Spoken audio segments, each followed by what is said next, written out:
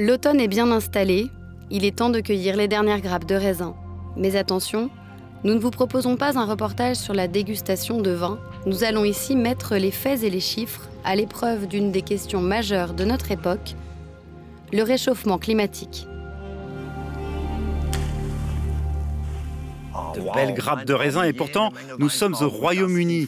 Comment poussent-elles dans un pays autant capricieux et souvent pluvieux? C'est ce qu'on va voir. Nous sommes ici dans le Sussex, Rathfinny Wine Estate, 72 hectares de vignes déjà plantées et 70 de plus le seront bientôt. En 2020, ce sera le plus grand vignoble de Grande-Bretagne. Il y a 50 ans, la température moyenne pendant la période de pousse de la vigne au sud de l'Angleterre était de 12,5 degrés Celsius. Aujourd'hui, elle est autour de 14 degrés. Ces 10 dernières années, le nombre de vignobles du Royaume-Uni a augmenté de 150%. Le temps se réchauffe chaque année. Les vignerons s'installent même plus au nord de l'Angleterre. Il y a quelques années encore, Mark dirigeait un fonds d'investissement de plusieurs milliards d'euros. En 2009, il a quitté la City à Londres pour investir son argent dans le vin. Il a troqué ses costumes pour des habits tout-terrain et dépensé 10 millions de pounds pour bâtir un empire viticole. Il y a 2000 ans, les Romains étaient ici. Ils habitaient une grande villa avec des vignobles à 2 km. Puis au Moyen-Âge, il s'est mis à faire très froid et nous sommes devenus des buveurs de bière. La vigne a été de nouveau plantée en Angleterre dans les années 50, 60, 70. C'est vraiment grâce au changement climatique que nous voyons de plus en plus de vignes en Angleterre. La route est encore longue pour Mark, mais ses chances de réussite sont réelles. Rathfinny repose sur un sol de craie, comme celui de la région Champagne en France. C'est inimaginable. J'ai voyagé en Afrique, en Australie, j'ai goûté des vins dans tous ces pays. Et de retour ici, je trouve les mêmes vins. C'est très surprenant, c'est sympa. J'habite là-bas, juste au-dessus des collines. C'était des champs de bétail avant, des élevages de bovins. Tout cela a énormément changé. Mark a acheté ses machines en France et pour réaliser son rêve, il a dû retourner sur les bancs de l'école, étudier la vinification pendant 2 ans. Il espère atteindre l'équilibre en 2019 et si cela fonctionne, il pourra mettre sur le marché 1 million de bouteilles de vin pétillant en 2025.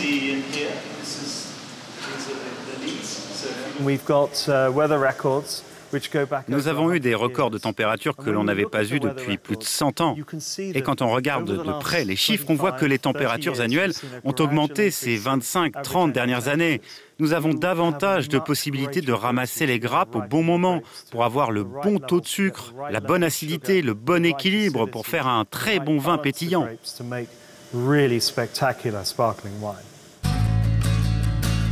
Partons plus au nord-est, dans le petit village d'Irsham, où nous avons rencontré Anna et Ben, un couple qui a tout appris sur la fabrication du vin après 2 années passées dans le Beaujolais.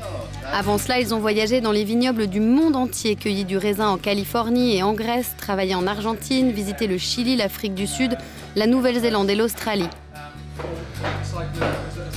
Alors comment choisir le meilleur emplacement pour un vignoble ?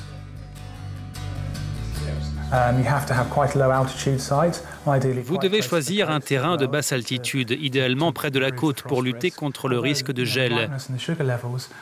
Même si la maturité et les niveaux de sucre ne sont pas aussi élevés que dans des régions plus chaudes, nous pouvons avoir la saveur la plus proche de celle que nous cherchons pour que l'acidité et les arômes se développent de manière à faire un produit très savoureux. Dans sa vie d'avant, Ben travaillait dans l'informatique et Anna dans le tourisme. Ils ont mis toutes leurs économies dans leur nouvelle aventure, aidés par des subventions de l'Union européenne. Ils ont acheté 12 500 plants de vignes en Allemagne, les ont plantés et ont acheté de nouvelles machines flambant neuves. C'est le rêve de leur vie. Là, ce sont des grappes de pinot blanc que nous utiliserons pour faire du vin blanc.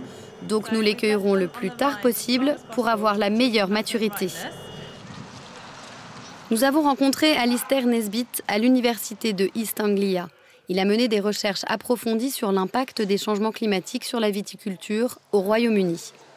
Ce que nous avons constaté ces 10-15 dernières années, c'est une augmentation du nombre de vignobles, en particulier au sud-est de l'Angleterre. Et ce qui risque d'arriver dans les 10 prochaines années, c'est une multiplication des vignobles à d'autres endroits, dans les zones cultivables, comme certaines zones de East Anglia.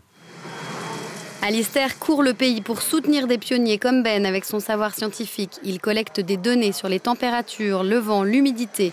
Il nous a expliqué que ces données étaient utiles au niveau local pour lutter contre les parasites, mais aussi pour la recherche sur le climat au niveau mondial. Alors, la planète se réchauffe ou pas ? Le changement climatique est bien réel. Nous le constatons aujourd'hui dans les vignobles. Nous le voyons en analysant les données sur plus de 60 ans. Les températures ont augmenté de plus d'1 degré généralement à la saison où le raisin pousse. Ça ne paraît pas beaucoup, mais c'est très significatif quand on parle de notre possibilité ou pas de faire pousser des vignes.